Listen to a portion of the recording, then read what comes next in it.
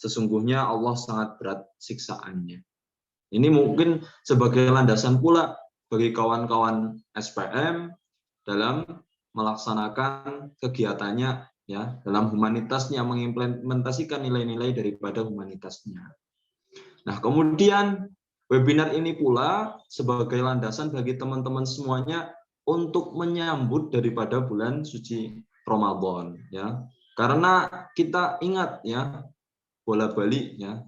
Jadi setiap Ramadan kita diingatkan bahwasanya amalan sunnah itu dinilai fardu seperti amalan fardu dalam bulan suci Ramadan. Nah, amalan fardu pula akan dilipat gandakan nilai pahalanya oleh Allah Subhanahu wa taala. Nah, ini pula yang menjadi alasan kuat bagi teman-teman SPM Komisariat Ibrahim menggandeng daripada Lazismu Banyumas untuk bisa bekerja sama untuk membumikan daripada manifesto humanitas tersebut, ya, di masa new normal. Nah, kemudian yang terakhir pula saya akan menyampaikan juga salah satu kegiatan yang mungkin lekat kaitannya dengan bidang SPM, yaitu bersedekah, ya. Dalam Al-Quran surat Al-Baqarah ayat 261 kita tahu bahwasanya A'udzubillahi minasyaitonirrajim. Bismillahirrahmanirrahim. Matsalul ladzina yunfiquna amwalahum fi sabilillahi kamatsali habbah ambatat sab'a sanabila fi kulli sumbulatin mi'atu habbah wallahu yudha'ifu liman yasha wallahu wasi'un alim. Perumpamaan nafkah yang dikeluarkan oleh orang-orang yang menafkahkan hartanya di jalan Allah adalah seumpama dengan sebutir benih yang menumbuhkan 7 butir. Dan Allah melipat gandakan ganjaran bagi siapa saja yang dikehendaki. Dan Allah maha luas karunia-Nya, lagi maha mengetahui. Jadi kawan-kawanku sekalian semuanya, dalam menyambut bulan suci Ramadan, mudah-mudahan dalam mengikuti webinar ini akan kembali sadar, akan kembali on track, ya, akan kembali pada jalannya, bahwasanya kita dalam menyambut bulan Ramadan harus punya persiapan. Kalau bahasa istilahnya harus memiliki wishlist, ya, keinginan yang akan dicapai dalam kegiatan bulan suci Ramadan. Nah, salah satunya itu tadi bahwasanya kita jangan takut bersedekah. Bersedekah lewat apa? Banyak sekali, ya. Dan salah satunya adalah Lazismu Banyumas sendiri, ya, sebagai wadah bagi kader-kader IMM yang mungkin ingin bersedekah, kemudian ingin menjadi volunteer, semuanya, ya, kegiatan semuanya itu bisa melalui Lazismu. Bukan hanya Lazismu Banyumas, teman-teman sekalian ketika masih di daerahnya masing-masing, banyak sekali lazis-lazis yang mungkin di desa ataupun di kelurahan atau di kecamatan, dan bahkan insya Allah kayaknya setiap kabupaten pasti ada Lazismu. Seperti di Banjarnegara, saya asli dari Banjarnegara pun ada Lazismu Banjarnegara. Nah, mungkin itu salah satu jalan bagi teman-teman sekalian untuk bisa beramal soleh. Kemudian yang terakhir, ya, saya akan menyampaikan daripada pesan Fran Magnis Suseno, ya, dalam kita itu menjadi kader IMM tentunya harus memiliki keinginan yang kuat, kemudian harus memiliki nilai-nilai karakter yang kuat juga, ya, dan salah satu jalan memberikan karya nyata, memberikan efek yang nyata bagi masyarakat adalah salah satunya meningkatkan humanitas. Nah, apa isinya? Menurut Suseno, dia menjelaskan Islam menemukan kaum tertindas, sedangkan kaum tertindas menemukan inspirasinya dalam berbagai ayat Al-Quran, ditunjang oleh ucapan dan tindakan Muhammad. Sosok Muhammad mengambil peran sebagai pemimpin kaum yang tertindas, mengambil gaya hidup seperti mereka, yaitu kaum yang tertindas. Frans Magnisuseno. Demikian sambutan dari saya. Mudah-mudahan apa yang bisa saya sampaikan ini bisa bermanfaat bagi teman-teman atau kawan-kawan semuanya, kader IMM di seluruh tempat ya. Mudah-mudahan dari webinar humanitas yang diselenggarakan oleh bidang sosial pemberdayaan masyarakat atau SPM Komisariat Ibrahim bisa bermanfaat bagi kawan-kawan sekalian. Kurang lebihnya saya mohon maaf. Astagfirullahaladzim. Assalamualaikum warahmatullahi wabarakatuh. Waalaikumsalam warahmatullahi wabarakatuh, Kak. Terima kasih.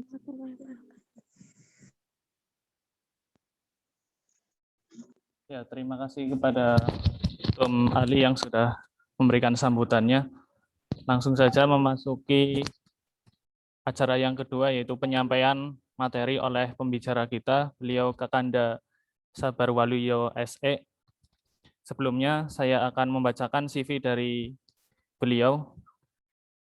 Nama adalah Sabarwaluyo SE, kemudian tanggal lahir 26 April 1983, alamat Jalan Gunung Halimun, RT 4, RW 7, Kelurahan Banjar Kembar, Purwokerto Utara. Nomor HP 0821 3694 431884. Kemudian riwayat pendidikan TK Aisyah, MIM Karanglo, SMP Muhammadiyah Cilongok, SMK Muhammadiyah 1 Purwokerto, dan IAIN Purwokerto. Kemudian pengalaman organisasi ada Ikatan Pelajar Muhammadiyah, ada Ikatan Mahasiswa Muhammadiyah, Pemuda Muhammadiyah, Pramuka Karang Taruna. Kemudian beliau sekarang diamanahkan sebagai Direktur Lazismu Banyumas. Untuk menyingkat waktu, kepada Kakanda Sabarwaluyo, langsung saja kami persilahkan.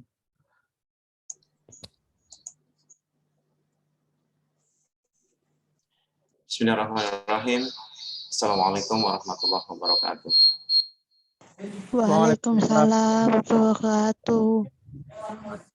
Alhamdulillahilladzi arsala rasulahu bil huda wa dinil haqq liyudhhirahu 'ala dini kulli wa kafa billahi syahida. Asyhadu an la ilaha illallah wahdahu la syarika lahu wa asyhadu anna Muhammadan abduhu wa rasuluh. Senantiasa kita bersyukur kepada Allah dengan pujian yang paling indah kepadanya. Salawat dan salam semoga senantiasa tercurah dari suasana Nabiullah Muhammad Sallallahu Alaihi Wasallam, kepada keluarga, sahabat, dan para pengikut yang senantiasa istiqomah di jalannya hingga yaumul qiyamah nanti. Baik, rekan-rekan yang dirahmati Allah, bersyukur pada malam hari ini kita dapat bersilaturahmi walaupun lewat virtual. Alhamdulillah, kalau lewat offline malah mungkin hanya 10-20 orang. Tapi kalau lewat virtual bisa yang lagi di luar Banyumas ataupun di luar kota masih bisa bersilaturahmi. Baik, rekan-rekan yang dirahmati Allah, malam hari ini saya diamanai teman-teman ini dari IAIN ya. Jadi kita satu wadah. Cuma saya IAIN-nya sudah badan tua. Nah, sekarang adik-adik saya itu nggak tahu mau lulus semester berapa. Semester berapapun lulus nggak apa-apa. Yang penting lulus, jangan nggak lulus. Kuliah yang paling baik kan kuliah yang rampung. Saya itu selesai semester 12, mudah-mudahan ada yang 14, nggak apa-apa.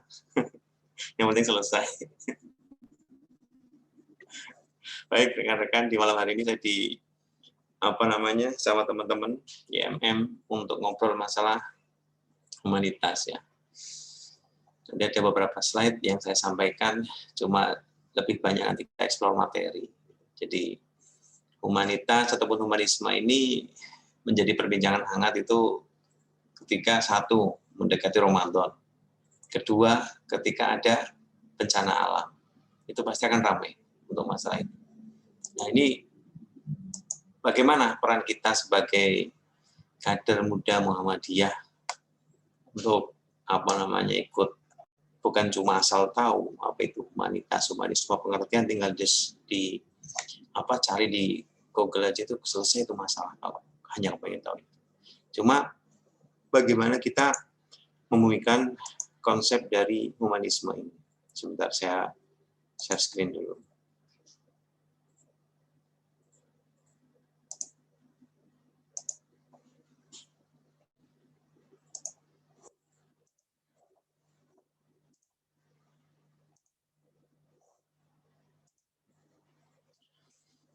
Baik rekan-rekan yang dirahmati Allah, sebelum kita mulai, jadi berapa belum tadi ya, Adlan? Ya, gimana? Ya, kita baca basmalah bersama dulu. Mari. Bismillahirrahmanirrahim. Bismillahirrahmanirrahim. Baik. Nah, di sini saya mengambil judul itu membawakan teori humanisme. Memang mahasiswa kan senang sekali ya, baca literatur, baca jurnal, baca buku, itu hanya sekedar teori. Lantas bagaimana nanti teori ini bisa kita implementasikan, kita bisa membumikan. Nah, kalau saya di Lazismu, bagaimana membumikan gerakan zakat? Nah, ini kader, apa yang mau dilakukan? Apakah ini hanya sekedar teori, hanya sekedar konsep yang melangit, yang tidak bisa kita gapai? Ini tergantung dari pilihan teman-teman semua. Nah, ketika itu memang menjadi sebuah pilihan, maka ini adalah tidak bergantung kepada 1-2 orang. Ini adalah kembali kepada individu kita masing-masing. Tadi sudah dikenalkan, ya, nama saya, alamat saya, dan saya ngantor, malam ini saya masih di kantor. Karena ada yang masih saya perjuangkan. Ini adalah kader-kader teman-teman IMM. Oke.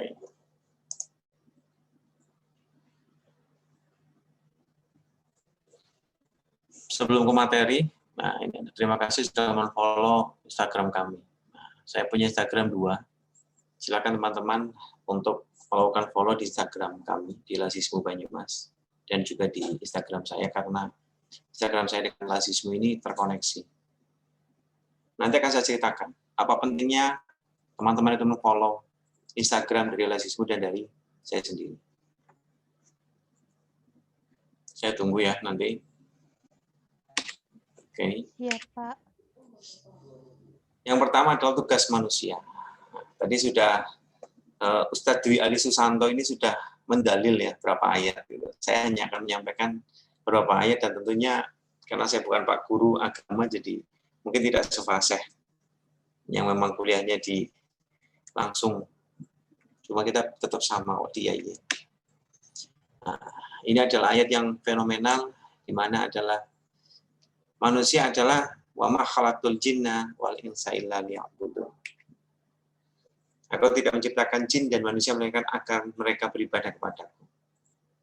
Malam hari ini, kalau kita memaknai makna ibadah itu secara luas, maka malam hari ini kita beribadah.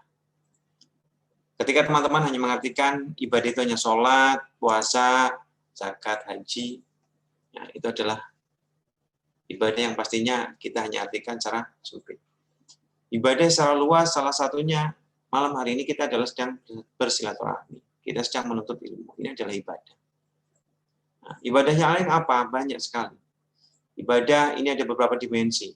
Di mana ibadah yang langsung kita berhubungan dengan Sang Khalik, ya, hablum minallah, dan juga ada hablum minannas.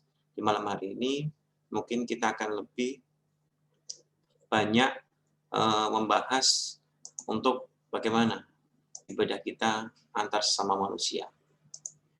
Admin ini rada cepat ini untuk ininya, host rada cepat untuk ini, yang ada yang di waiting list masih ada, segera di-add, jadi tidak mengganggu.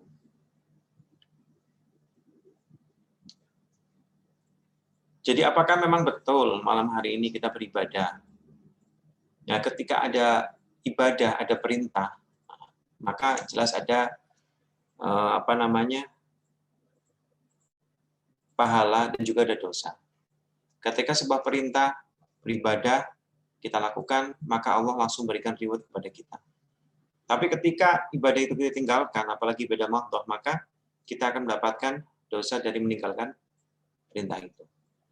Nah, salah satunya di malam hari ini adalah bagaimana konsep ibadah itu kita adalah dengan konsep bukan berbeda, tapi konsep yang lebih luas. Itu ibadah, sholat, itu adalah kepekaan individu. Nah, kepekaan sosial adalah ibadah yang sifatnya adalah kita memberikan materi ke orang lain, kita memberikan apa yang kita punya, kita memberikan yang kita cintai, yang kita sukai kepada orang lain yang membutuhkan daripada kita. Lantas,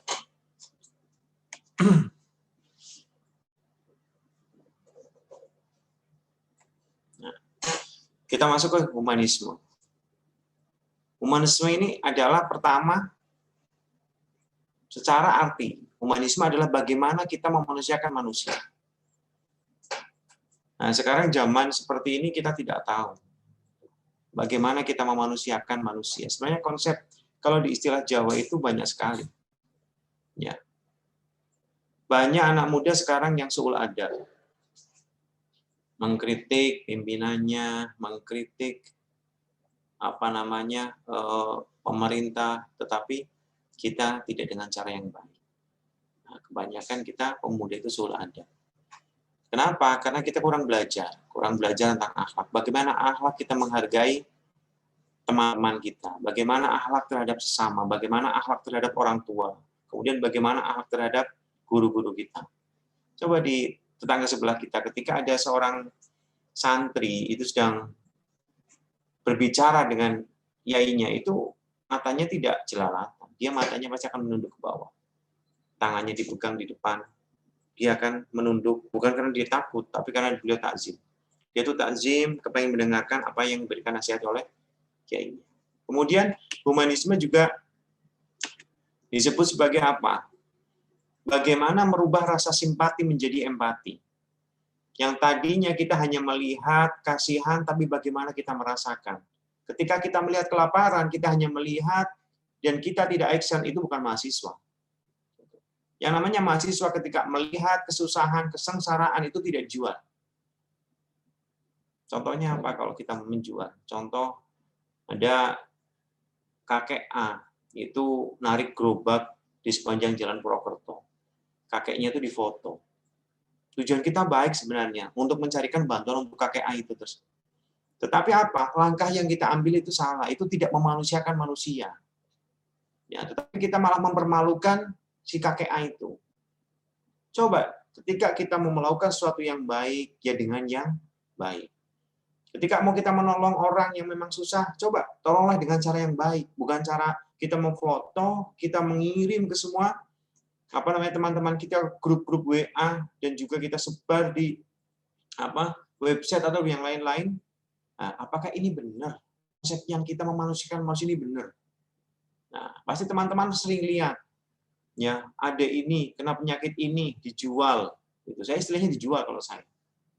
Ya, kalau di lembaga zakat ataupun di lembaga filantropi, seharusnya hal-hal seperti itu kalau memang dijadikan program penghimpunan, coba ketika itu terjadi di keluarga kita, bapak, ibu kita, ataupun saudara kita yang terkena hal seperti itu, apa kita tega untuk menjual sesaraan mereka? Nah, kalau bagi lembaga dan masih ada dana yang memang ready ataupun siap dan itu masih ada dan masih punya saldo, maka wajib hukumnya itu langsung membantu, tidak usah menjual. Tetapi ketika kita membangkitkan empati dari masyarakat, boleh. Tapi caranya bukan kita jualan sebar-sebar di grup. Ini adalah cara elegan. Bagaimana kita memanusiakan manusia dengan caranya, bukan caranya manusia. Bagaimana kita memanusiakan manusia dengan caranya Allah, dengan cara yang baik. Kita melakukan kebaikan, tetapi dengan cara yang kurang baik, ya, maka jelas nilai pahalanya akan berbeda. Nah, ketika kita melakukan kebaikan, maka bagaimana kebaikan itu nanti menumbuhkan kebaikan-kebaikan yang lain. Contoh, saya memberikan snack buat Fadlan. Saya memberikan 3. Fadlan ngambil 1, Fadlan berikan ke Dwi. Nah, kemudian Dwi belikan lagi, dia dikasih 2 Fadlan, diberikan lagi ke orang lain. Maka satu kebaikan itu ketika dilakukan oleh satu orang, dan tumbuh kebaikan itu di orang lain, maka pahala orang yang pertama kali memberikan pahalanya berlipat-lipat. Gitu. Jadi pernah dengar ya istilah ada dosa jariah, ada amal jariah. Ternyata dosa ada dosa jariah. Jangan sampai yang namanya konsep kita memanusiakan manusia itu adalah salah kaprah. Teman-teman mengumpulkan donasi bagus, gitu. Tapi sekarang apa sih yang nggak mungkin kita dilaporkan karena kita menghimpun dana tapi tidak melalui lembaga yang jelas. Nah, tadi disampaikan nih di dalam sambutan bahwasanya Lazismu ini adalah satu-satunya lembaga zakat, infak, sedekah di Muhammadiyah ini yang memiliki izin dari Kementerian Agama. Jadi kami selalu dengan teman-teman IMM, IPM, Ortom yang lain, kami selalu bersinergi. Ayo jangan jalan sendiri. Gunakan bendera Lazismu, kepentingannya apa IMM menggalangan dana ini? Kalau butuh turun, ayo kita turun. Tapi bukan ranahnya kita. Ketika ada kebencanaan, saya dan teman-teman IMM akan turun yang tidak punya skill di sana. Kita yang turun mendata kebutuhan. Ini bagaimana konsep humanisme ini bisa kita jalankan secara ahsan, secara baik, tapi dengan cara yang ahsan juga. Jadi tidak bisa kebenaran itu dicampur dengan kebatilan. Ya sesuatu yang hak ya dilakukan juga dengan cara hak, bukan dengan cara yang batil. Nah kemudian dari itu maka rasa simpati kita itu akan kita pupuk sehingga menjadi rasa empati. Tapi terkadang untuk menjadi empati ini tuh luar biasa. Kesulitan yang kita alami pasti banyak. Yang tadinya hanya melihat ya di perempatan misal ada pengamen ataupun ada orang minta. Nah, karena kita jiwa sosialnya tinggi gitu kan, langsung aja kita berikan 500. Hai, hati-hati saudara, dengan 500 rupiah itu Anda itu bisa masuk ke neraka loh. Kenapa? Coba kita lihat. Kalau dia itu setiap hari hidupnya dari perempatan ke perempatan, maka jangan-jangan yang sudah membuat dia menjadi pengemis, menjadi orang malas, orang tidak mau berusaha adalah kita. Rasulullah tidak melarang orang untuk meminta, tidak melarang. Tetapi Rasulullah itu memerintahkannya boleh meminta hanya untuk bekal sarapanmu di pagi hari. Setelah itu kamu bekerja. Ketika di pagi hari kita tidak punya apapun, boleh dong kita minta makan ke tangga, ke adik boleh. Ke orang tua boleh. Tetapi setelah itu apa? Jangan meminta-minta lagi. Ayo, kamu tuh punya tenaga, kamu punya skill, kamu punya ilmu, maka manfaatkan itu untuk mendapatkan rezeki. Ya masa kita kalah dengan burung, kita kalah dengan hewan yang notabene mereka tidak kuliah tapi mereka lebih konsepnya lebih bisa memanusiakan dirinya sendiri. Nah, masa kita kalah dengan hewan? Kambing ya kita gembalakan itu dia udah nggak perlu dikasih makan. Ternyata apa? Ya konsepnya Allah itu menciptakan makhluk dan menciptakan segala sesuatunya. Kemudian, bagaimana merubah perkataan itu menjadi perbuatan? Gampang, teman-teman, untuk mengatakan, ayo, kita ke Lazismu, gitu. Ternyata malam hari ini saya berinformasi, silakan follow akun Lazismu dan akun saya. Gitu.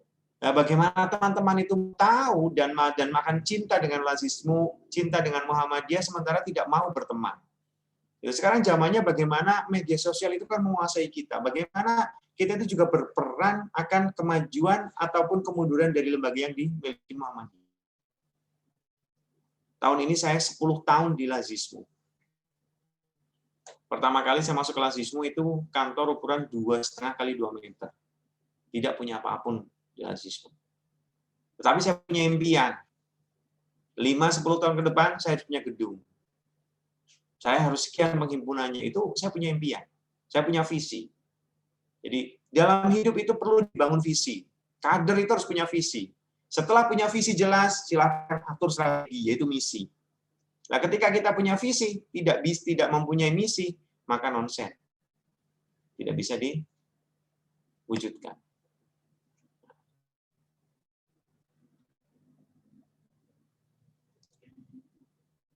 Kemudian selanjutnya adalah bagaimana tangan kanan memberi, tetapi tangan kiri itu jangan sampai tahu. Nah, ini konsep yang luar biasa. Sebenarnya di Al-Quran itu tidak dilarang.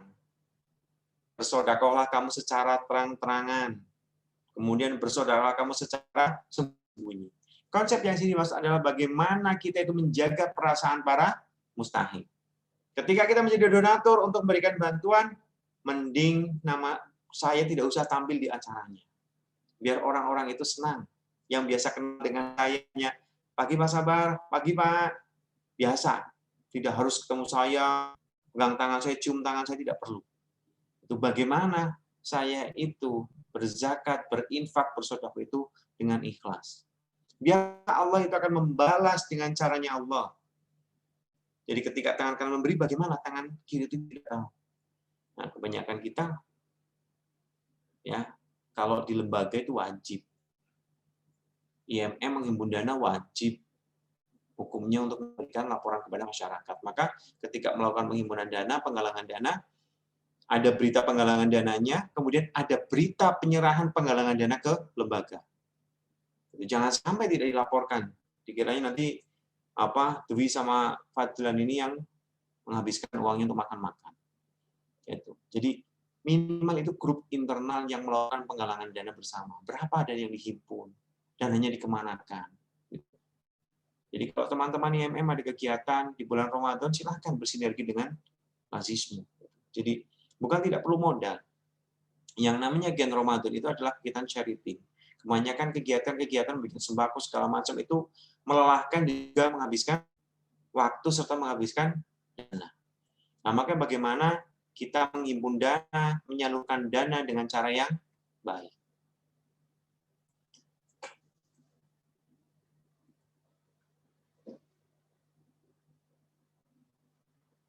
Nah, orang Indonesia ini paling dermawan nomor 1 di dunia. Ada di tahun 2016 ini CIF World Giving Index ini menempatkan Indonesia dalam peringkat nomor pertama untuk masyarakat paling sering berdonasi. Coba silakan rekan-rekan. Konsep memanusiakan manusia ini adalah Indonesia itu adalah minimarketnya bencana alam. Hari kemarin baru selesai, belum selesai bencana Palu, Lombok, Palu datang. Sekarang Palu datang lagi, datang lagi bencana.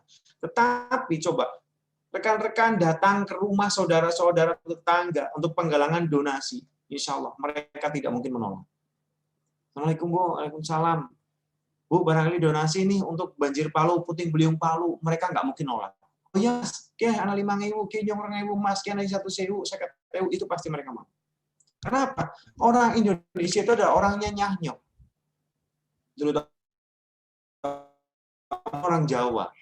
Apapun yang diminta, coba teman-teman IMM, DAD berapa kali bolak-balik dalam 1 tahun pasti akan minimal 1 kali minta rames ke ibu-ibu itu. Ibu-ibu Aisyah, Keranting itu kan pasti. Dan apakah mereka menolak? Tidak menolak. Karena apa? Yang namanya orang Indonesia benar. Gitu. Apalagi orang Muhammadiyah, Indonesianya Muhammadiyah mani. Seorang mungkin, ya, nggak mungkin akan menolak. Ya, pagi minta snack, siang minta makan. Malamnya minta kopi. Wah, jangan istirahat ngerubah lempel. Nah, ini teman-teman IMM. Nah, bagaimana tinggal kita kembalikan kepada bunda-bunda Aisyah kita, bapak-bapak Muhammadiyah kita. Kita tunjukkan bahwasanya IMM itu adalah pondasi dari Persyarikatan Muhammadiyah. IMM itu adalah penguat di Muhammadiyah. Jadi jangan menjadikan beban. Ya. Coba tunjukkan, kita itu mampu. Kemudian, definisi kader. Nah, ini kader kalau yang tidak mudeng itu kader. Gitu. Kalau secara substansi itu, kader itu adalah inti penggerak persyarikatan. Ya. Inti penggerak ini memiliki totalitas jiwa, sikap, pemikiran, wawasan, dan kepribadian, serta keahlian sebagai pelaku atau subjek dakwah Muhammadiyah di lapangan. Nah, terkadang kader kita, sekarang itu saya melihat kader-kader idealis ataupun ideologis itu jarang. Zaman kami itu dulu sampai sekarang itu ada Mas Imam Arif, Mas Bangkit, kemudian Mas Nur Fauzi, Mas Heri, banyak teman-teman. Itu luar biasa. Ya, apa yang beliau-beliau lakukan ini sekarang sudah menjadi orang. Dan apa yang mereka praktekkan sekarang mereka bisa rasakan. Oke. Nah, kader ketika tidak totalitas ya, loyalitas tidak totalitas, kemudian tidak mempunyai sikap yang baik, pemikiran yang baik, wawasan yang mencukupi, kepribadian yang baik gitu, maka dia mencoreng kader. Itu kader itu jangan kader. Itu kader itu apa? Kader itu pejuang. Nah, pejuangnya seperti apa? Yang namanya kader ketika memperjuangkan sesuatu, maka harus jelas apa yang dia perjuangkan. Sekarang orang mengatakan, loh saya itu hanya berjuang di Muhammadiyah. Loh, emang orang yang kerja di Muhammadiyah tidak berjuang? Makanya kalau kader kalau tidak mau kehilangan amal usaha Muhammadiyah, maka kader itu jangan jadi kader-kader. Jadi kader yang memang menghidupi amal usaha Muhammadiyah. Ketika kita menghidupi amal usaha Muhammadiyah, maka kita sebagai kader akan hidup. Bukan kita mencari kehidupan dulu, baru kita akan hidup. Kader itu harus kaya. Jangan sampai kita bilang sebagai berjuang di Muhammadiyah tidak jelas yang kita perjuangkan. Contoh Pangeran Diponegoro, contoh Jenderal Sudirman. Jenderal Sudirman itu pada masanya beliau itu memperjuangkan untuk kemerdekaan Indonesia. Beliau punya tujuan, punya visi. Saya itu berjuang untuk kemerdekaan Indonesia. Maka apa? Allah meridhoi, maka Indonesia merdeka. Bagaimana strategi Jenderal Sudirman untuk merdeka? Jenderal Sudirman melakukan perang gerilya.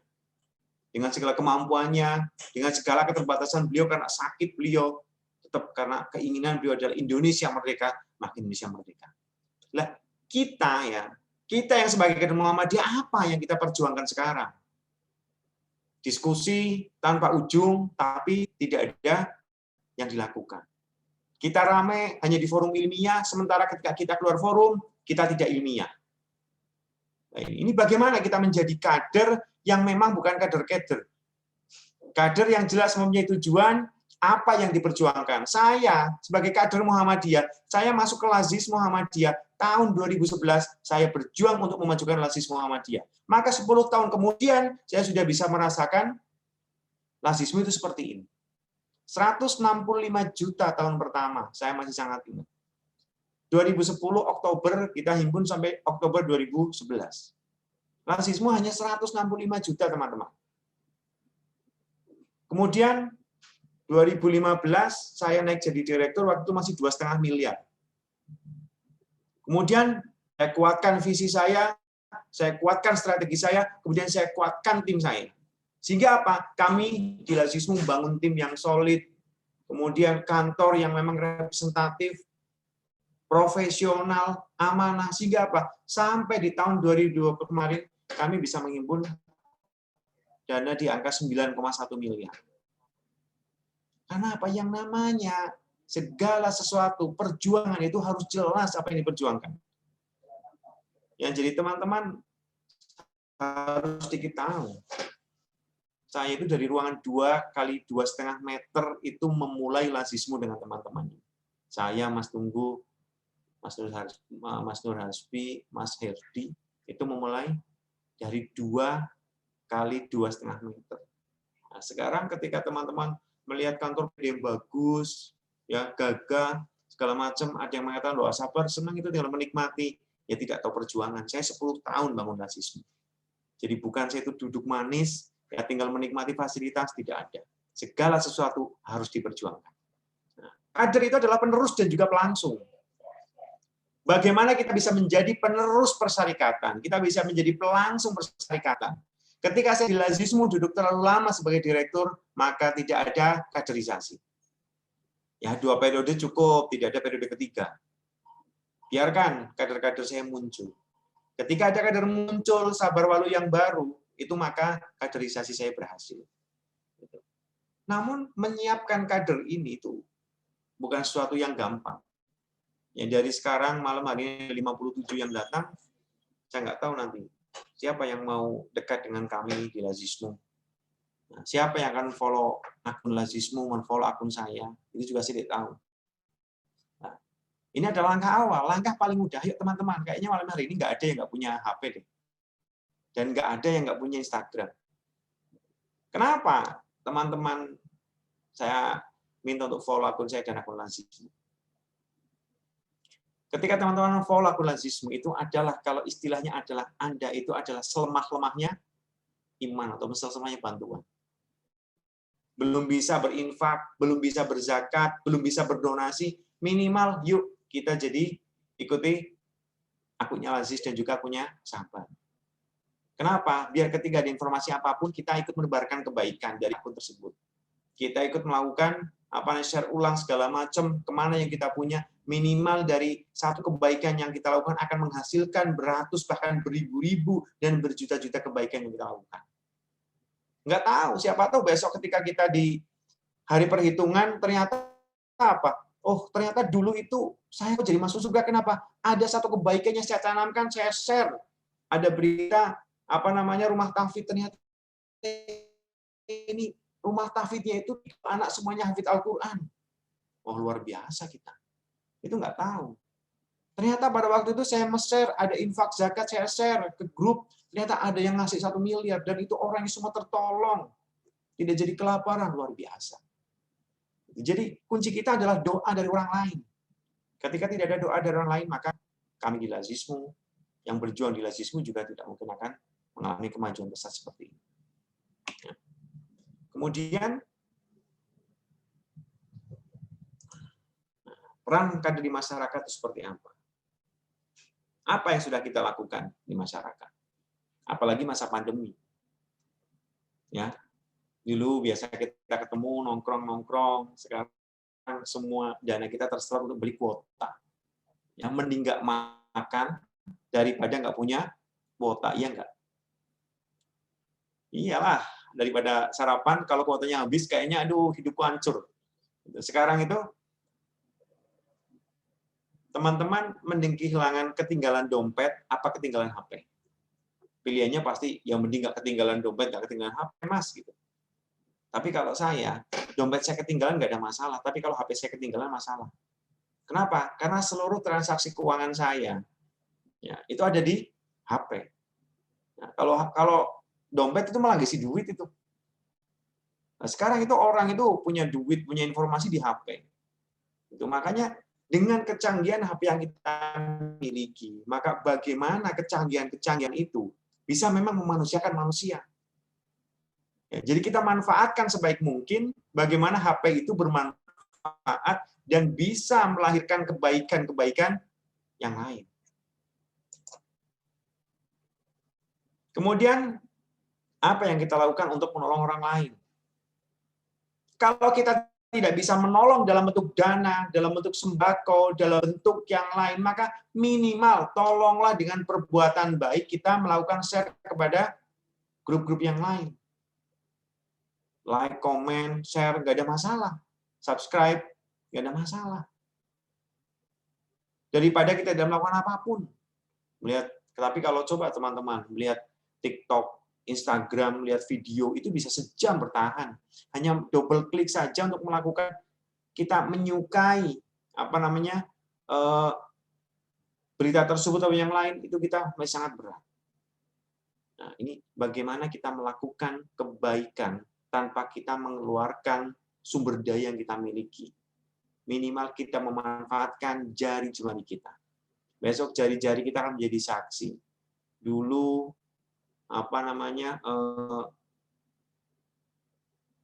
Prima itu pernah menyebarkan kebaikan. Pernah menyebarkan kebaikan. Sehingga apa? Ini jempolnya dua itu bersaksi. Udah langsung masukin ke surga. Dulu Dewi itu dengan jempolnya melakukan kebaikan, masukin ke surga. Itu Masya Allah. Ya, jadi jangan dianggap sepele. Ya, ketika malam hari ini teman-teman itu sudah tahu, ya maka nanti hukumnya berdosa. Oke, kemudian yang terakhir, kunci sukses kader. Pertama adalah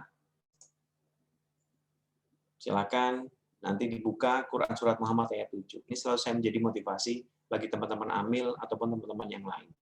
Surat Muhammad ayat 7. Ya ayyuhalladzina amanu in tansurullaha yansurkum wa yusabbit aqdamakum. Hai orang-orang yang beriman, hai orang-orang mukmin, jika kamu menolong agama Allah, niscaya Dia akan menolongmu dan meneguhkan kedudukanmu. Ini janji Allah. Bukan janji para anggota DPR, tapi janji Allah. Ya, Allah itu tidak mungkin ingkar janji. Tetapi untuk meyakinkan, ya, untuk meyakini ayat ini, ya kita sebagai manusia yakin nggak bahwa ketika kita menolong agama Allah, pasti Allah akan menolong hidup kita. Kenapa saya sampai 10 tahun di Lazismu? Karena saya yakin dengan ayat ini. Ketika saya di Lazismu 2011, saya belum punya istri, saya belum selesai kuliah. Tetapi begitu saya di Lazismu dengan pendapatan waktu itu 400.000. Itu digaji 400.000 2. Alhamdulillah, ternyata tetap saya bisa kuliah, mondok bisa mondok, kemudian bapak ibu saya bisa tetap saya jatah. Ternyata ada kebaikan, rizki-rizki yang Allah berikan kepada saya. Nah, gaji jelas lah 400.000 untuk bayar pondok adik saya selesai. Adik saya pondok itu 425.000, tombok 25.000. Tapi ternyata di hari Sabtu, di hari Minggu itu masih ada job. Saya disuruh MC, kemudian ada off-airan di pasar, poskadon, paramek, ya, lumayan deh. 400.000, 300.000 dapat. Makan lumayan tuh 4 juta dapat. Ya, ternyata Allah itu ternyata benar menjanjikan itu. Ya. Dulu saya orang desa, sekarang saya askot. KTP saya kota. Gitu. Dan rumah saya, alhamdulillah sudah di kota juga. Saya tidak membeli. Ternyata Allah lebih sayang kepada saya. Saya diberi. Saya diberi Allah melalui mertua saya. Udah, tempatin ini rumah buat kalian. Alhamdulillah, rumah saya dari kantor cuma 5 menit. Nah, kalau ini bukan karena surat Muhammad Tajuddin dan bukan karena keyakinan saya, maka saya tidak mungkin mendapatkan ini. Kemudian yang kedua, saya yakin bahwasanya hal jazaul ihsani ilal ihsan. Tidak ada suatu kebaikan illa kecuali dibalas dengan kebaikan. Nah, apa sih? Di Muhammadiyah, kader Muhammadiyah saya amil. Amil itu apa yang dilakukan tidak baik? Kita ada orang apa, kita berikan makanan. Ada orang tidak bisa sekolah, kita sekolahkan. Ada orang sakit, kita antar ke rumah sakit. Ada orang meninggal, kita bantu untuk merawat jenazah sampai menguburkan. Lantas apa yang tidak baik? Ada bencana, kita turun. Kita galang donasi. Mana yang tidak baik? Maka kami yakin bahwasanya hal jazaul ihsani ilal ihsan. Bahwasanya tidak ada suatu kebaikan kecuali dibalas dengan kebaikan. Sama teman-teman di IMM. Kajian-kajian IMM itu apa yang tidak baik sih? Cuma kebaikannya itu akan tertunda ataupun tidak tergantung dari kita. Kita kembali lagi ke materi awalnya bahwasanya konsep memanusiakan manusia itu kalau dengan cara yang baik maka itu menghasilkan kebaikan. Tetapi kalau caranya tidak menghasilkan kebaikan. Jangan sampai cara-cara yang kita lakukan salah. Sekarang lembaga zakat itu lumayanlah bisa dipercaya masyarakat karena apa? Karena ada regulasi. Nah, kalau panti asuhan contohnya, kalau tidak ada ayat yang menunjukkan seperti ini Rasulullah, besok ya di akhir itu aku dengan anak yatim akan seperti ini, itu tidak akan laku. Ya ternyata tetap ada. Anak yatim itu ada begini. Kalau 2 jarinya salam 2 jari gitu. Kalau nggak ada begininya, nggak laku nih panti asuhan. Tapi gara-gara ada ini tuh laku sekarang. Ya. Kemudian yang ketiga adalah selalu berprasangka baik kepada Allah. 2 dasar itu sudah bagus, tapi alangkah baiknya kita selalu berprasangka baik kepada Allah. Kenapa? Allah Ta'ala berfirman, aku berdasarkan prasangka hambaku kepadaku. Apabila ia berbaik sangka, maka ia akan mendapatkan kebaikan. Jika berprasangka buruk, maka ia mendapatkan keburukan. Nah ini, kader itu harus optimis. Kader jangan cengeng. Ya, kader belum apa-apa, udah aduh takut mas. Ya, ngajuin skripsi, alah waktunya udah lama banget. Pasti nanti turunnya kelamaan. Nah itu nggak optimis. Pengajuan skripsi dari semester 2 diajukannya nggak mungkin turun-turun. Waktunya diajukan. Gitu. Ya. Terus bagaimana peran kader kita di bulan Ramadan ini? Ya saya harap teman-teman itu, apalagi di Perto, hukumnya itu wajib ain lah. Silakan datang lazismu. Kalau mau ketemu saya bisa. Kalau tidak ketemu saya ada Mas Habib, ada Tan, saya itu kader-kader IMM juga semuanya. Mas, ayo Mas kita bisa bantu apa di Ramadan? Ramadan kita penuh kegiatan. Ya. Mungkin kalau di Indonesia, Lazismu Banyumas sendiri yang paling besar untuk target. Teman-teman mungkin tidak pernah mikir, saya target teman-teman. Saya di Lazismu Banyumas tahun 2021, itu kami target per bulan itu 1,1 miliar penghimpunan. Bukan 100 juta, 1,1 miliar. Karena kami target 1 tahun bagaimana 13 miliar itu bisa terkumpul dan bisa kami tasarufkan kepada mustahik. Alhamdulillah, berkat usaha teman-teman, bantuan dari teman-teman IMM, Ortom yang lain itu, target seperti itu insya Allah tidak ada masalah. Dan ini adalah target terbesar di Indonesia untuk Lazismu Muhammadiyah. Kemudian perjuangan itu ada ukurannya. Saya berjuang di Lazismu, kami memperjuangkan nasib para mustahik, pasti yang namanya para regulator ataupun yang lain itu tidak mungkin akan tidur. Lazismu Banyumas mendapatkan penghargaan sebagai Lazismu terbaik 5 tahun berturut-turut. Ini bukan berarti kami sombong, tapi Lazismu pamer boleh, tapi kalau sabar pamer nggak boleh. Ini. Jadi saya harapkan teman-teman, ini mumpung ini kan zoom-nya eksklusif banget lah. MM dengan Lazismu, silakan yang punya kemampuan di bidang IT, ayo Lazismu dibantu. Biar bagaimanapun kami itu butuh support IT. Yang pinter di bidang media, saya itu selalu, teman-teman udah pernah buka belum sih YouTube saya itu, YouTube Lazismu? Saya itu bisa nge-host sendiri, menjelaskan konten sendiri, gitu. Teman-teman, kalau nggak kader, saya nggak akan mempermasalahkan ya. Kalau kader punya kemampuan di bidang multimedia, punya kemampuan untuk bikin film, untuk bikin vlog, kenapa tidak bisa bantu Lazismu? Biasanya saya jadi artis sendiri, ya kemudian penghimpunan sendiri, mentasarufkan sendiri. Ya kalau teman-teman punya kemampuan itu, kenapa tidak datang ke Lazismu? Ya, ada teman-teman yang di sini ada Romi, itu bantu, cuma dia tidak bisa full. Karena apa? Dia masih menjadi ketua instruktur. Kadang sebulan nggak kelihatan di kantor. Jundi, kadang juga sebulan nggak kelihatan. Karena saya menguasai segala sesuatunya. Jadi kalau yang punya kemampuan di bidang media, silakan, ayo kami bantu. Bagaimana media kami bisa berkembang dengan baik dan bisa lebih baik daripada yang lain. Bagaimana YouTube kami berkembang dengan baik, website kami berkembang dengan baik, Instagram kami juga baik, silakan. Kemudian penghimpunan kami melalui media juga lebih baik. Silakan teman-teman yang punya kemampuan apapun, intinya kami welcome.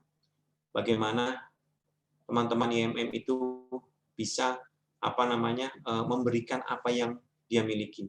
Jangan cuma ketemu sabar, aku ngajuin proposal, Masya Allah, ternyata sabar, gue pegawainya namanya proposal. Ya, kalau proposal nikah, ora apa-apa lah, gitu ya. Proposal apa ke DAD, ya suka apa maning, sabah maca, ya suka apa maning, maca apa sing ora. Kegiatannya gue, dan saya itu sampai hafal banget, kayak mesti bulan kira ngajuk lagi. Bener. Ya suka maning ngarep ucap, ya suka maning muktamar, apal saya kegiatannya. Jadi sebelum kalian buat proposal, saya tahu besok itu bulan ini anak mau ngajin ini. Jadi saya harapkan teman-teman, ayolah kita saling bahu-membahu sebagai kader Muhammadiyah. Lazismu adalah milik bersama. Itu cuma Lazismu terus diprofesionalkan. Maka teman-teman kalau yang belum tahu seperti apa Muhammadiyah dulu di Banyumas, pasti tidak tahu metamorfosenya bagaimana kita dari kantor yang sangat tidak layak menjadi kantor setengah layak sehingga menjadi kantor layak dan begini terbaik nasional untuk PDM Indonesia. Kemudian sekian dan terima kasih. Silakan bagi yang mau diskusi, saya buka untuk Ya, baik. Terima kasih Kakanda Sabar yang sudah menyampaikan materinya. Selanjutnya kita buka diskusi. Bagi teman-teman yang hendak bertanya, dipersilahkan untuk menuliskan namanya terlebih dahulu di kolom chat. Kemudian setelah saya persilahkan baru sampai resen boleh resen. Ya. Resen aja Mas. Resen. Ngerti, mesti jarang nganggo Zoom, gak ngerti resen nganggone apa. Ajari tuh Prima ajarin kayak resen nganggone apa. Kalau mau diskusi, ya itu kan raise hand itu, prima muncul raise hand. Ya. Pokoknya teman-teman nanti kalau mau diskusi segala macam, setelah ini misalnya teman-teman ada acara, silakan boleh pinjam Zoom. Yang penting Zoom-nya itu pasti tidak dipakai. Ya, jadi Zoom itu free. Kami itu setiap bulan Zoom untuk kapasitas 500 orang. Jadi teman-teman ada acara bahkan unsur itu dari mana itu fakultas apa ya? Minjem untuk Mei tanggal berapa? Nggak ada masalah. Daripada Zoom sudah dibayar nggak dipakai. Ya untuk rapat keluarga juga boleh. Nah, aku ngintip. Ya silakan yang mau bertanya.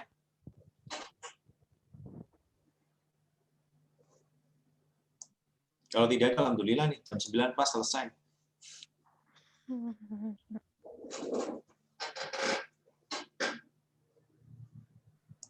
Ya, persilahkan monggo teman-teman.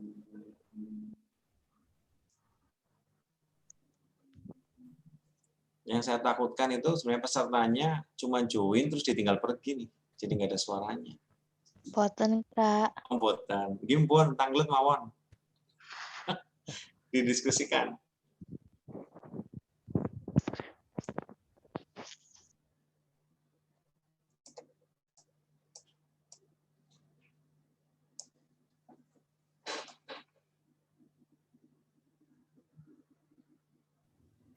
Ya mungkin ini diskusi sambil jalan aja ya Mas. Kakanda sabar sampai mungkin maksimal Ya. maksimal Oke. sampai jam 9.15. Nah, kadang kita Sampai itu jam 10 nggak apa-apa kok.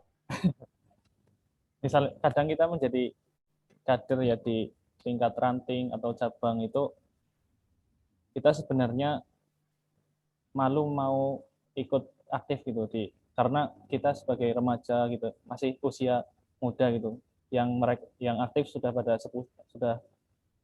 pada berumur semua gitu, jadi kadang kita malu gitu. Untuk mengatasi malu itu mungkin ada tips-tipsnya seperti apa gitu.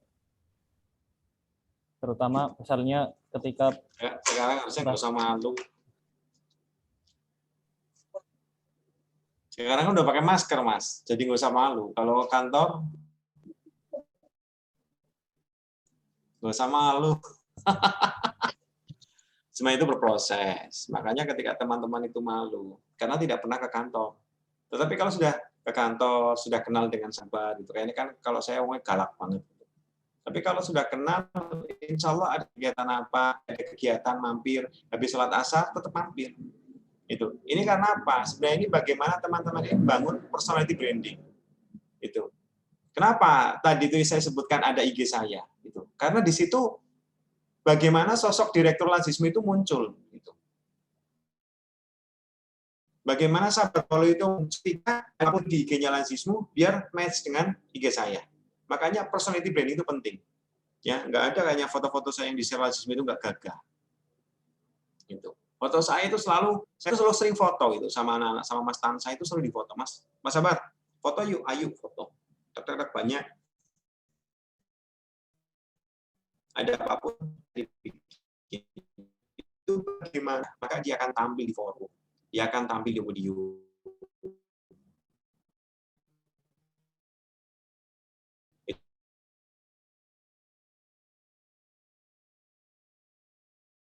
Itu bagaimana orang.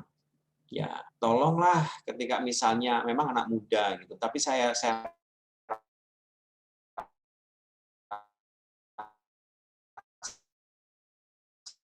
teman-teman dok ada yang jepitan, astagfirullahaladzim. Ya, itu kan kita dipandang ya. Ya, jadi acara yang memang word gitu kan, saya datang ke sana, ternyata saya lihat di belakang saya, wow. Padahal mereka kalau ngelencer gitu ya, mereka jalan-jalan ke pantai, itu mereka dengan sepatu baru gitu. Masa acara-acara IMM, acara resmi gitu ya. Memang perayaan milad gitu. Walaupun memang tidak ada panggungnya, tetapi minimal ayolah kita berpenampilan yang baik. Bagaimana kita menggunakan kaos, tapi kaos dibalut dengan jas IMM. Celana yang benar, kemudian sepatuan lah. Itu jangan sepatu bolong, celana bolong. Itu kita menjaga marwah IMM sebenarnya. Terus ada yang komentar gini, lah Mas wajar saja itu kan mahasiswa. Benar. Wajar gitu. Cuma itu dalam ambang wajarnya seperti apa gitu. Karena kita tuh membawa nama besar Muhammadiyah itu ke pendopo. Oh pantes, IMM anaknya urakan begitu. Tadinya mau diberikan prasmanan nggak jadi, udah nasi bungkus aja. Karena apa? Ya memang kita seharga nasi bungkus itu tampilannya. Ya kalau teman-teman coba masuk, kalau seperti saya, kenapa? Mungkin banyak orang yang mengkritik saya, teman. Sabar itu penampilan kemana-mana nih, cis, nggak mau pakai motor, harus pakai mobil. Loh, saya bawa nama besar Muhammadiyah nih, bukan sabarnya. Sabar itu memang nggak boleh sombong, tapi nama Muhammadiyah itu harus kita jaga marwahnya. Ya, pernah ada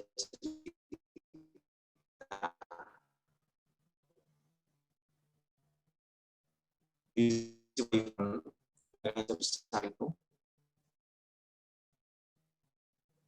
teman-teman kita di lembaga dari kesehatan dipanggil, teman-teman di hotel bus itu dipanggil kan, satpamnya bukain di tengah, cekrek, satu orang turun, wah keren penampilannya. Di belakangnya ada lagi datang, Innova, keren. Dari mana? Yati Mandiri, dibukain lagi, cekrek.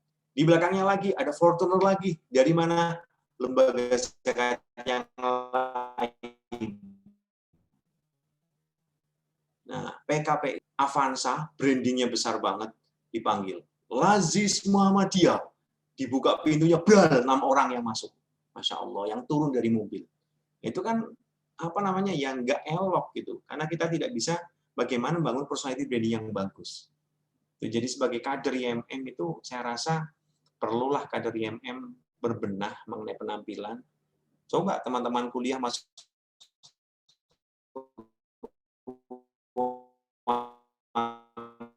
nggak pakai sepatu, kira-kira diizinin masuk. Kembali ke diri masing-masing gitu. Tergantung budgetnya gitu. Tapi saya rasa sebuah penampilan standar dengan kemeja, dengan celana, dan dengan sepatu itu keniscayaan bagi seorang mahasiswa. Tidak ada mahasiswa yang tidak punya sepatu. Kalau nggak punya sepatu, usaha minimal pinjam punya teman kosnya. Kalau tidak, ya kos-kosan orang lain pinjam dulu, nggak usah ngomong, yang penting dikembalikan lagi. Kan biasanya gitu kalau mahasiswa. Itu Mas, itu sebagai pengantar diskusi. Jadi apa namanya, malam hari ini tuh harusnya ini teman-teman, ayo dong berkuar-kuar sedikit lah. Seperti apa sih peran saya selama ini? Saya sudah ngecek ini IG saya. Biasanya saya jarang ngecek IG. Yang sudah masuk itu ada 2 orang. Ada Hamdan Mujianto sama Fadlan. Ada nambah lagi nih, Anisdo. Ini siapa saya? Pokoknya kalau pas saya buka, pasti akan saya follow back. Itu harusnya bangga lah teman-teman menjadi teman saya, lazismu terbaik se-Indonesia. Insya Allah nanti teman-teman juga akan menjadi direktur-direktur terbaik. Siapa tahu nanti yang malam hari hadir ada jadi dirut Pertamina. Amin, Kak. Kemudian dirut apalagi, Masya Allah. Tersebar nanti kader-kader IMM di Nusantara, bahkan di dunia. Ketemu lagi nanti Bill Gates, nanti memberikan asetnya sebagian untuk IMM, kan nggak tahu. Apa namanya? Kita itu harus punya kader-kader itu kader yang memang benar-benar bisa apa ya namanya diperhitungkan di masyarakat. Jadi kader cuma orang-orang biasa saja. Ya, kalau temannya kita ini tergantung pergaulan kita. Kalau kita bergaulnya ya dengan teman-teman yang biasa, ya menjadi orang biasa. Tapi kalau teman-teman itu ayo dong bergaul, minimal bergaul dengan direktur lazismu di situ apa-apa. Biar saya ketularan jadi direktur. Gitu. Nggak masalah. Saya jadi dokter Mas, saya jadi direktur Ayam Bakar Group. Wah, Ayam Bakar Group. Bakar Mas, kan diketawain. Ya, berapa outletnya? Alhamdulillah saya sudah 1.200 outlet. Wah gila, langsung mana cewek yang nggak ngejar-ngejar direktur Ayam Bakar Group sampai 1.200 outlet itu. Jadi kalau bermimpi, mimpilah yang tinggi. Saya bermimpi sampai 13 miliar itu, bener Mas ini mau mimpi 13 miliar. Lah mimpi kok nggak berani, ngapain? Itu saya bangun kantor 3 lantai, mimpi dulu. Itu ketika saya tidak bermimpi, bagaimana saya bisa menyelesaikan mimpi itu? Jadi jangan takut bermimpi, teman-teman. Ayo, pokoknya bermimpilah ya setinggi mungkin, teman-teman. Insya Allah, teman-teman sekarang mimpi jadi presiden nggak ada masalah. Minimal nanti di kampus jadi presiden BEM, kan gitu minimal. Ya nggak? Mimpi jadi direktur Pertamina apa? Nanti ternyata teman-teman gitu. Jadi bagaimana Allah itu akan mewujudkan mimpi-mimpi kita itu, yaitu melalui apa? Cara yang jelas. Gitu. Tidak mungkin yang namanya hasil itu tidak akan mengkhianati usaha. Kita sudah usaha, yakin dengan hasil, insya Allah. Yakin saja dengan itu. Ayo silakan teman-teman. Ini sudah banyak saya ngomong sendiri. Saya jadi kayak mengingat saya siaran radio. Radio sama panjang ngomong sendiri. Mas siapa ini? Mas Yoga. Ada yang mau tanya? Silakan. Ya, Bismillah. Mas, ini kedengeran enggak ya? Kedengaran. Gini loh, Mas Sabar, setahu saya, kalau di Lazismu Banyumas kan saya lihat kalau nggak salah tahun lalu itu saya lihat di neracanya dia memiliki rasio hutang yang sangat kecil. Jadi artinya kalau tidak salah itu sekitar 3% atau 2% dari asetnya. Itu kan luar biasa sehat. Jadi aliran dana itu luar biasa sehat. Saya baru lihat sebuah posisi keuangan itu sangat bagus sekali. Nah, itu kan tidak jauh dari kelihayan atau kemampuan Mas Sabar dalam mengatur itu semua. Ya mungkin adalah tips-tips atau berbagi ilmunya lah, gimana sih jenengan itu apa namanya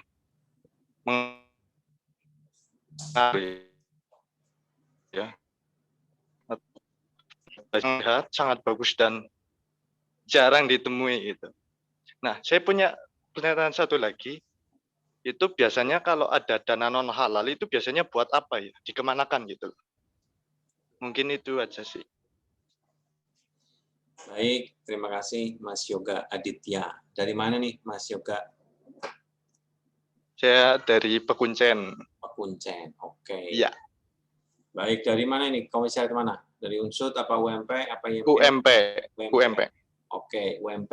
Insya Allah nanti saya jadi masa UMP lah. Biar dapat UMP, IMM nanti UMP, YAIN, tiganya saya di Unsud, biar dapat semuanya. Amin. Baik, Mas Yoga. Jadi yang namanya di Lazismu itu, jadi keuangan, jadi laporan keuangan kami kan diaudit setiap tahun. Ini salah satu tips untuk menambah trust dari masyarakat. Ya, jadi saya mengelola dana itu wajib diaudit oleh bukan internal audit, tapi kantor akuntan publik independen. Ya, jadi kantor akuntan publik kita diaudit kan bayar. Itu kita mau dibikin susah kok kita bayar. Itu adalah komitmen kita. Itu menjadi amil zakat yang terpercaya. Kemudian hutang, hampir kita malah nggak punya hutang kayaknya. Memang nggak boleh punya hutang, ngapain saya punya hutang? Ya, konsep saya apa? Ketika mustahik itu butuh bantuan, saya tidak jual mustahiknya. Saya berikan dana yang saya punya. Itu bagaimana bangun kepercayaan masyarakat? Satu tadi, personality branding dibangun yang bagus. Itu Anda kader IMM, cirikan kader IMM ya untuk sekarang itu adalah necis penampilannya. Itu. Wong mau ngapeli ceweknya aja tuh necis, kok arep maring masjid kok nganggone sarung, klambine kaose wis rong dina ora ganti. Nah, itu kan menggambarkan diri kita. Coba yang laki-laki, pagi hari bangun tidur. Kita mau sholat subuh. Kira-kira kita akan menggunakan baju koko, sarung baru, apa kita sarungan dengan baju yang habis bekas tidur? Kayaknya 88% itu menggunakan baju bekas tidurnya. Tidak akan mengganti dengan baju koko. Iya enggak? Nah, berarti itu adalah bagaimana kita bangun personality branding. Kita bangun personality branding dengan Allah saja itu caranya serampangan, ya, apalagi dengan manusia. Malah kayaknya kalau manusia malah lebih apik. Kondangan, berusaha batikan enggak? Nah, tapi kalau kita mau ke masjid, batik baru jadi, wangi banget, kira-kira dipakai untuk ke masjid enggak? Nah itu. Jadi bagaimana kita bangun personality branding kita? Ketika personality branding kita bagus, orang itu akan percaya dengan kita. Public figure itu dibutuhkan. Lazismu itu tidak usah sabar, itu tidak usah sekarang saya menggunakan baju coklat begini tanpa logo lazismu, orang itu akan tahu, Mas. Oh itu sabar lazismu ya, langsung begitu. Orang datang ke lazismu, saya mau ketemu Pak Sabar, mau Pak konsultasi. Karena apa? Ya publiknya di public figure-nya lazismu sabar sekarang. Itu bagaimana itu bisa melekat di teman-teman. Makanya ketika sebuah kebaikan saya lakukan, yang terus-menerus saya lakukan itu menjadi kebiasaan saya.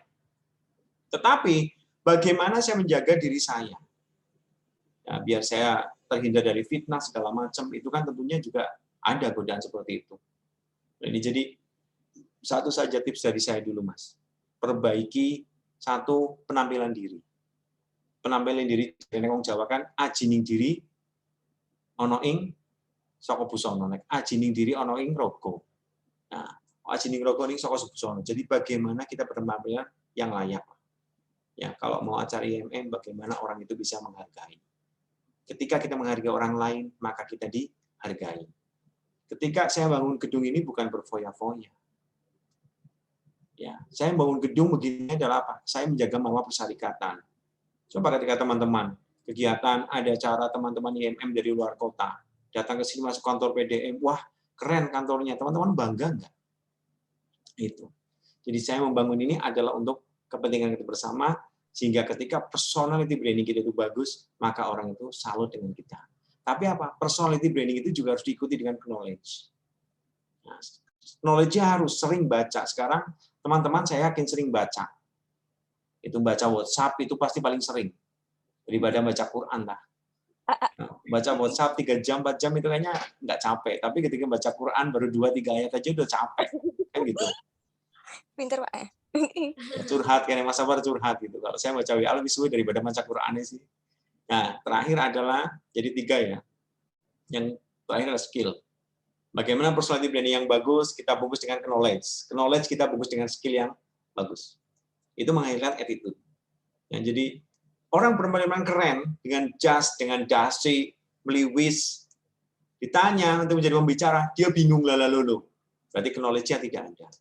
Teorinya bagus, tetapi skill-nya, kemampuannya dia tidak bisa mempraktekkan. Keren, dia cerita tentang konsep kebinekaan segala macam, tapi dia tidak bisa mempraktekkan. Itu banyak.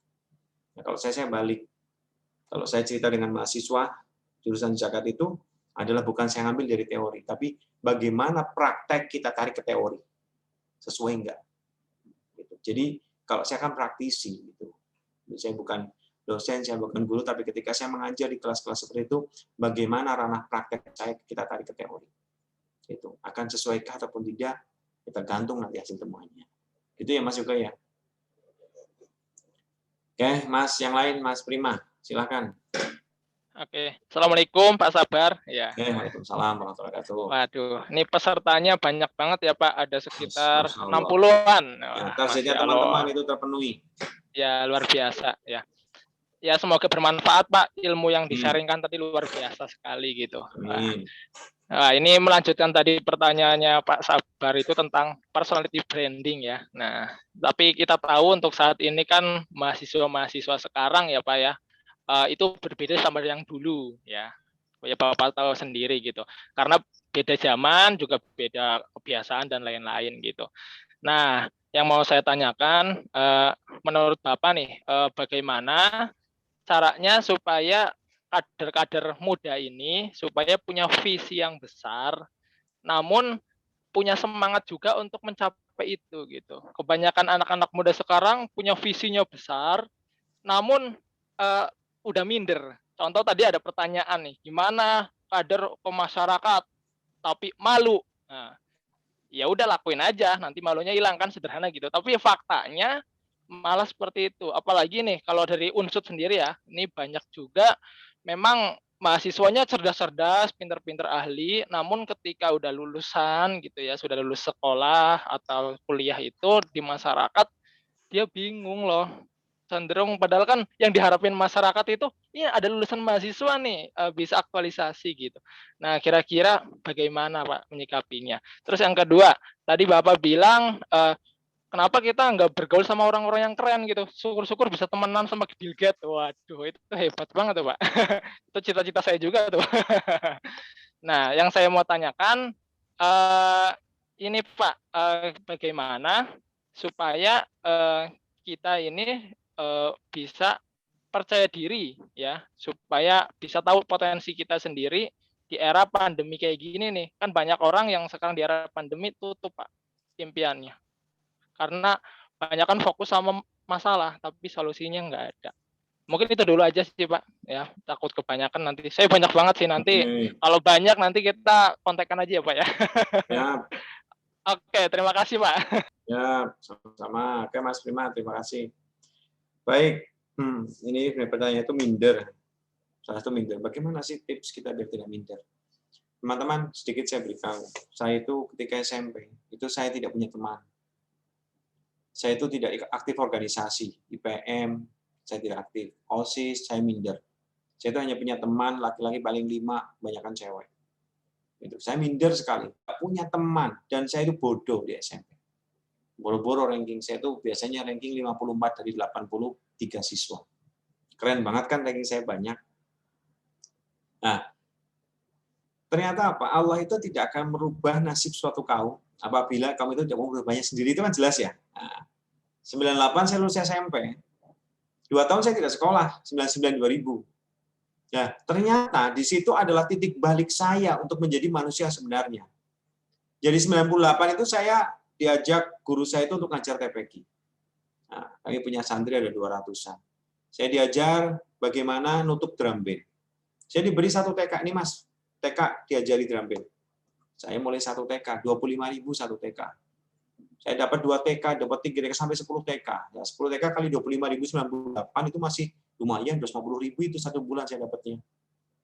Dengan gaji guru TK sekarang kalah itu guru TK-nya. 250.000 tahun 98 saya dapat. Kemudian 2 tahun 2000 saya masuk ke SMK. Di tahun 2000 saya masuk ke SMK ini apa? Kalau saya mau tetap menjadi orang yang cupu, yang nggak gaul, maka saya tidak mungkin akan gaul dengan sendirinya. Wah, saya dobrak. Saya rubah mindset berpikir saya, langsung kelas 1, saya ditunjuk sebagai, di Pramuka saya sebagai provos. Di IPM, di OSIS saya sebagai ketua 1. Kelas 2, saya harus jadi ketua IPM. Saya jadi ketua Dewan Saka. Banyak saya aktif di organisasi-organisasi. Saya bahkan ikut penataran sebagai ketua OSIS sampai ke Semarang. Itu. Apa yang saya pikirkan waktu itu? Tadi, ketika saya tidak mau merubah diri saya, maka Allah tidak akan merubah saya. Itu apa sih? Saya nggak punya apa-apa, waktu tetap saya nggak punya apapun. Tapi apa? Saya itu yakin, saya punya keyakinan. Ya. Karena kalau saya tidak merubah diri saya, tidak mungkin Allah dengan sendirinya akan merubah saya, tidak mungkin. Saya akan terpuruk dengan gaya seperti itu. Makanya mulai dari situ saya bangun. Mahasiswa saya tidak mau diam. Gitu. Karena saya sudah biasa mandiri. Lulus SMP, saya mencari dana untuk sekolah sendiri. Kuliah, saya mencari dananya untuk kuliah sendiri. Alhamdulillah sampai sekarang Allah ternyata memberikan selalu kepada saya adalah kepercayaan diri yang kuat. Nah, bagaimana membangun kepercayaan diri yang kuat? Tadi, minimal kita itu punya kelemahan apa sih di situ? Kita harus tahu kelemahan kita. Yang namanya coba, silakan teman-teman. Kalau teman-teman datang ke rumah orang, tapi dengan penampilan yang rapi, kira-kira orang itu akan senang nggak dengan penampilan kita? Nah, minimal casing dulu dibeneri. Penampilan kita dibeneri bukan dengan barang yang branded, yang mahal, bukan. Tapi bagaimana orang itu akan melihat teman-teman itu senang. Ya dengan gaya rambut, potongan rambut, ya oke lah gaya anak muda, gitu. Tidak usah disemir yang aneh-aneh, nggak usah. Itu misalnya sini disemir putih nggak apa-apa, biar ubanan kelihatannya. Kemudian penampilan yang standar. Nah, setelah dari casing kita beneri, maka apa? Knowledge kita asah. Nah, bagaimana knowledge kita asah? Diskusi nggak pernah. Sekarang malah teman-teman IMM pada senangnya pada demo, tapi nggak tahu yang didemokan apa. Nah, ranahnya IMM itu masih keilmuan, gitu loh. Tidak usah masuk ke ranah politik praktis. Ya, bagaimana kita itu mengkaji buku-buku, kita mengikuti kajian karya ilmiah. Ya, sekarang kayaknya nggak ada deh. IMM pada ada senang yang nulis buku, itu ada yang punya blog kayaknya bagus, kayaknya belum ada.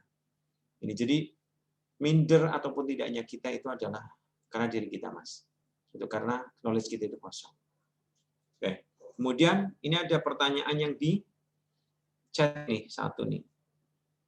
Bismillah, izin bertanya, sekarang kan banyak sekali kader yang mereka lebih suka mendekat ke organisasi atau lembaga lain non Muhammadiyah. Padahal kita di Muhammadiyah memiliki banyak yang biasa kita kembangkan dan banyak yang sangat banyak. Bagaimana sih peran kita sebagai kader bersama-sama kebaikan?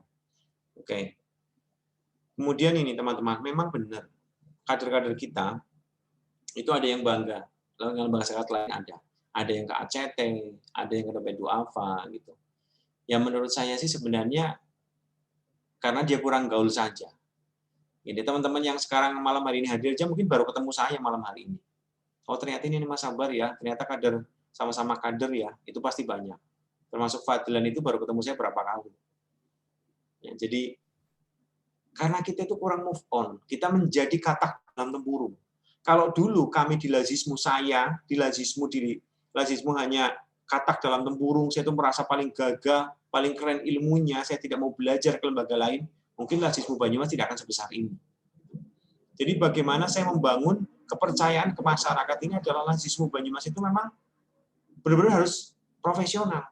Saya ke dompet duafa, saya ke rumah zakat, saya ke las yang lain, biar bagaimana pengelolaan manajemen saya bagus. Nah ini kenapa? Sebenarnya ini hanya kurang informasi teman-teman kita. Mungkin karena saya yang kurang mendekat dengan teman-teman IMM juga, sehingga apa? Teman-teman IMM lari ke lembaga zakat yang lain.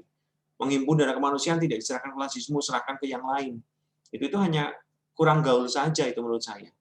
Kalau sekarang dikatakan, loh, lazismu apa ada di Banyumas, berarti Anda dari mana? Itu.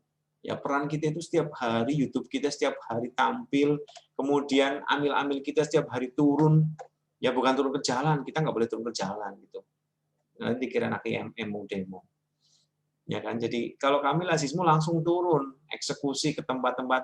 Lah ini mau nggak teman-teman yang memang punya hobi, tapi jangan menyaksikan penderitaan orang lain ya. Biasanya kan teman-teman kalau lihat acara-acara charity itu kan menyaksikan penderitaan orang lain, tapi hobi untuk menolong orang lain tapi tidak punya kemampuan dana, maka salah satu kuncinya adalah ayo bergabung di lazismu.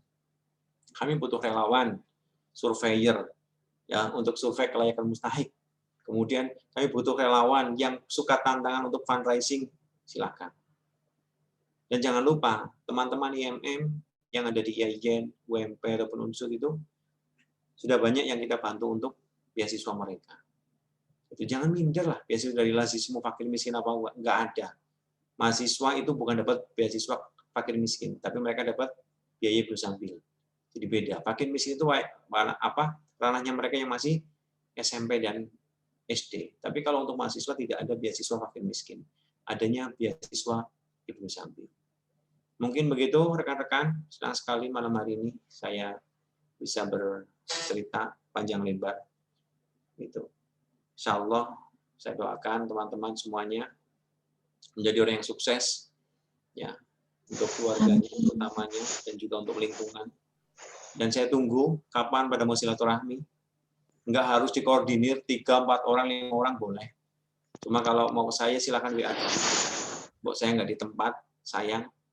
Kapan-kapan kita lanjutkan untuk diskusi ini, Mas Fadlan dan teman-teman, Mas Dwi, ya Mas Prima semuanya, Mas juga terima kasih.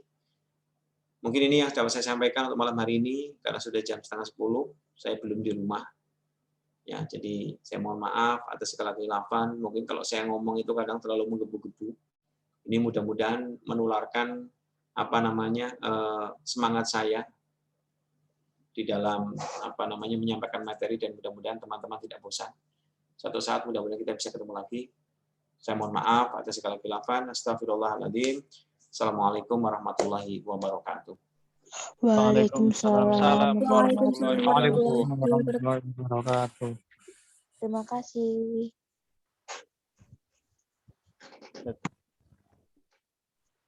Terima kasih kepada Mas Sabar, Kakanda Sabar yang sudah menyampaikan materinya.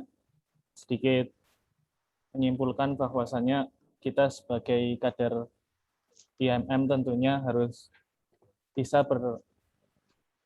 berpartisipasi dalam hal kebaikan. Minimal ketika kita berada di rumah, ketika di situ ada ranting Muhammadiyah ataupun cabang Muhammadiyah, kita ikut aktif di dalamnya.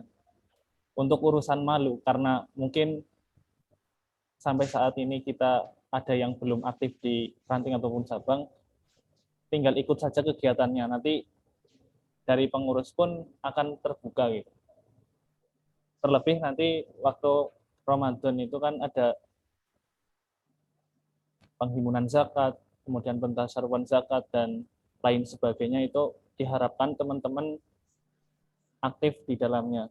Karena salah satu tujuan dari diadakannya webinar ini adalah bagaimana nanti teman-teman bukan hanya masuk materi saja, tapi dari materi ini kita implementasikan dalam bermasyarakat tentunya. Seperti itu saja, kurang lebihnya mohon maaf. Untuk mengakhiri, kita foto terlebih dahulu ya.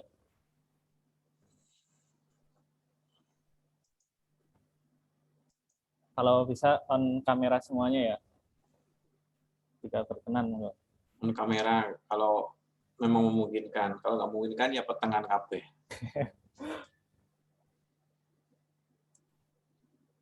Yuk silakan di-on-kan. Muka-muka aslinya pada kelihatan kan? Biar silaturahmi dong. Iya. Kamera action. Ini Tuh, ternyata tetap ya, masih malam-malam pun tampilnya tetap yang ganteng, yang cantik masih tetap sama kok. Yang saya takutkan bukan ada yang ke salon tadi sengaja mau tampil di Zoom. Ayo, Fadlan, mulai di foto ini. Yang masih nutup nggak apa-apa. Siap. Oke, nggak dengar. 2 kali ya. Ada 3 slide. 3 slide. Ya, slide 1, langsung. Tapi tetap pause aja, karena nggak tahu di slide 1, 2, 3. Ya. Yuk, kamu hitung. Baru slide 1. Dan slide 2. Slide 2. Slide 2 Oke. banyak yang belum on kamera ini. Iya, Nggak apa-apa. nggak apa-apa. Ternyata ada yang sudah salam 2 jari. Renaldi Aditya. Sudah salam 2 jari, 3 jari aja nggak apa-apa. Metal. Slide 3. Slide 4 jari ketiga. aja, Pak. Oke.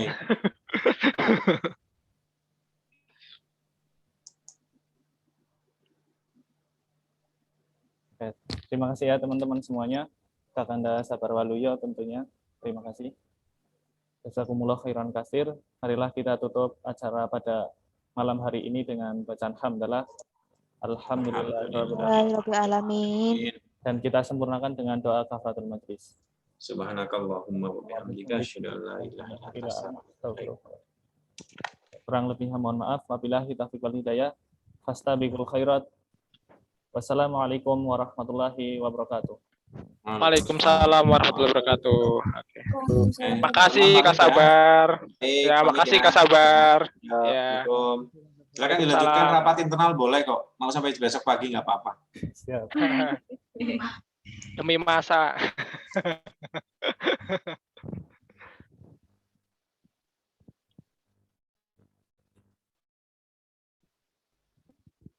Oke. Terima kasih Kak Ibrahim. Kak. Mas Prima udah lulus Ya. kuliah? Iya, udah lulus nih. Alhamdulillah. Angkatan berapa? Tahun 2018. Masya Allah. Iya. Berarti angkatannya Jadi Mas Rifai. gimana? Angkatannya Mas Rifai. Oh, iya. Betul, angkatannya Mas Rifai. Oh, di Mafasa juga toh? Oh, bukan. Iya, iya. Mas Rifai. Di Mafasa juga? Iya. Kak Ibrahim. Iya. Iya. Iya, betul. Oh iya. Oh, pantesan. Waduh, kelihatan ya. Wah. Ya, monggo. Barangkali Masih ada Ustadz Vicky ya? Ustadz Ulil Vicky di situ ya? Masih ya? Masih ada.